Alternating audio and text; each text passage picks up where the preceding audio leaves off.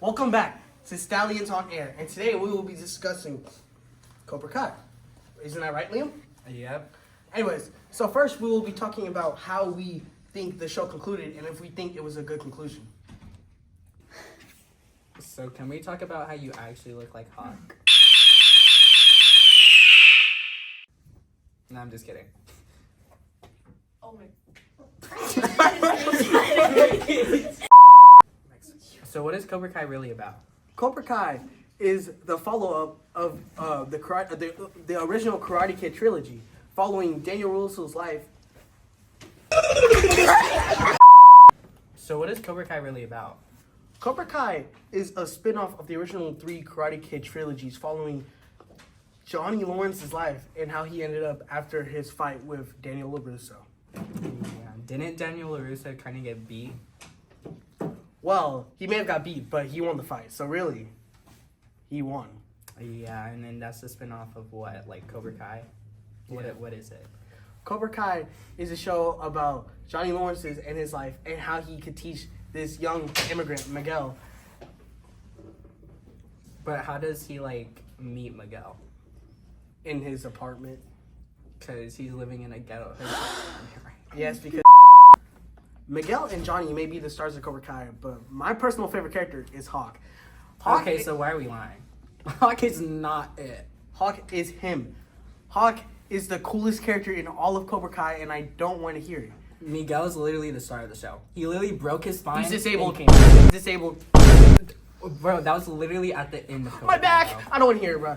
He came back from that, and then he finished off in season 6. Okay. You know, it stated that Hawk is top 5, and Miguel was disabled, so... But didn't Miguel climb the ranks after that? Okay, so did you know that Hawk was actually the strongest fighter, team fighter, in 2 seasons in a row? Miguel's disabled isn't. So I don't want to hear it because Hawk's the better person, better fighter. He's the better fighter. He's the better person. He's the cooler person, and he's not an immigrant. So I don't want to hear it. We're rage. Okay, so we're rage baiting because Miguel is literally better for many other reasons. But let's find out what our fans think. Okay, this is our Cobra Kai fan. Hi, what's your name? Hi, my name is Catalina. And what is your point of view on who's the better fighter, Miguel or Hawk? I personally think Hawk is not the best fighter, and it's Miguel. Yeah, because we all knew that anyways. But Okay, so state your reasons. Because, well, Twitter said Disabled. that... Twitter said that he was the #1 fighter, while Hawk was just top 5. Like, Miguel is higher up in that scale. Let's talk about season 3 and season 4. But overall, we're not talking about season 3 and season 4, are we?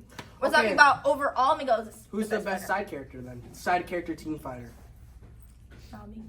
Robbie's not a side character. Robbie, He's a main character. I have to disagree with you on that. Okay, no, it might not be about Robbie, but it's not. Switching up, bro. Miguel is obviously going to be the best fighter because he's the main character. But instead of talking about fighters, I think we should talk about how we feel about the ending of the show. I personally really like the ending of the show. The ending of the show.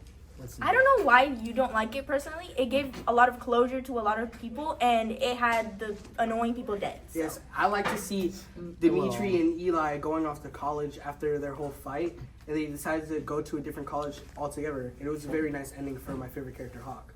Yes, I liked. Sorry.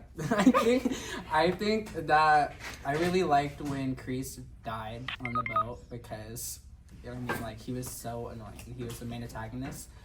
But I just didn't like other characters in it. Don't. Kreese died a good man. Yes, he did die a good man because he apologized to all the people that he hurt, and he finally had a good sentimental moment with Johnny. And he I died really liked protecting that. his family. Yes, he did. And he did give up Cobra Kai. Y'all are right. Yes, he did. So he died a good man. Terry Silver was the real villain. Ooh, yeah. How about we talk about the Sekai Taikai? Yeah. I love the conclusion for the Sekai Takai, especially whenever we see the senseis fight. Johnny Lawrence versus Sensei Wolf. That was a spectacular fight. Yes, that was very unexpected when they were tied, and they were like, let's have the senseis fight. I didn't expect that, and I really liked seeing it. I think that kind of rage baited me because Cobra Kai should have Define rage baited. Yeah. Rage baited, I'm like, it just made me mad. Like, they put the bait out there to make me mad, which that did make me mad because why are they tied and why didn't we win? I personally loved it because it gave really good closure to Johnny's character instead of just him winning the world tournament. I liked seeing him fight for the win just back in like his first tournament or his last tournament in the All Valley. Did you get your closure for Quan though? Quan died, so really I didn't care because he was fighting for Korean Cobra Kai, and the best Cobra Kai is Cobra Kai, not Korean Cobra Kai, because just cause. What's your opinion on Kim killing her grandfather? I think that she really should have done that because Kim's grandfather was actually a very annoying character. Like, he was really rude to Kim, and I liked seeing Kim, like, take over Korean Cobra Kai or her Korean, like, what her grandpa was doing and killing her grandpa. And how do you feel about her grandfather teaching killing techniques to teens? Well, I think it was necessary because his grandpapa was very like old, and that's just how he was back then. So he taught it to the new kids to teach them to be ruthless because they took one of his like students. So he got mad and was like, "You kill my student, I kill your student." You know what I mean? I personally think that if Kreese did not have the comeback that he did at that exact time with Kim, then Kim would have taken him out for sure. Yes, he would have. But I don't agree with you on the approach that the grandpa was trying to teach his students how to kill people, because that's not okay. And it wasn't necessary. It wasn't okay because Quan technically killed himself. Like, he took the knife and he stabbed himself. Like, Axel didn't really do anything. He showed no love for his students. Yeah. So I don't think the grandpa teaching his students how to kill was really necessary. Let's talk about something else. Let's talk about how Axel and Robbie fought. That was a crazy ending for Robbie. That was not fair. Oh, yeah. No, that was not fair. And can we talk about how Axel is taking everybody out? Yes. Like, his sensei was actually crazy. Except Miguel, because Miguel's the best. You know, the saying is, there's no such thing as a bad student, only a bad sensei. And you're the same one that agrees with teaching killing techniques. Oh! You're clocked? Yeah, I know. Yeah. Yeah. Okay, well, see, anyways, I think Axel should have been disqualified for breaking Robbie's knee, and I don't think he should have won the Sekai Taka. No, but if you really think about it, if Axel was disqualified, would we have seen that amazing fight between Miguel and Axel? And would we have seen Miguel turn back into Cobra Kai again? Yeah, at like the that, at the that finale? got us to the past. Also, if Axel had been disqualified, Lawrence wouldn't have been able to fight Sensei Wolf. So You're right. I think the conclusion to the entire show was just good in itself. I loved how Robbie's character ended with him making money with his beautiful, beautiful girlfriend.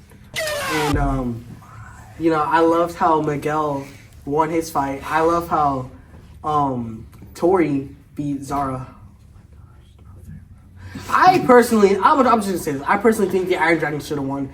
They were the better fighters. Yes, they only lost to Plot. They were world champions. It made no sense for them to lose. yeah, if I'm being honest, I only agree with Cobra Kai winning because I love Miguel as a character so much. But, you know. And I think I have to agree with the conclusion of the show, so. Yes, I definitely agree with it. I think everyone had their happy ending. Like, Daniel finally was able to put his mind into his dealership again, and then LaRusso opened up Cobra Kai again, and then, you know, Miguel got into Stanford like he should have in the first place. So, I think that's all. Nope. Can we talk about that ending scene, though? Like, the ending scene where Daniel LaRusso is catching the fly with the chopsticks again? Oh, yeah. Oh, that was that was actually an peak epic scene. And then Johnny Lawrence, like, being Johnny Lawrence, just... No mercy. And that's the final line of the entire show. Mm-hmm. Beautiful. Peak cinema. Beautiful. Great ending to a great show. And remember, Cobra Kai never dies! That was our guest, Catalina, and her opinions on Cobra Kai. Don't forget to follow us on IG. Thanks for watching. Yeah.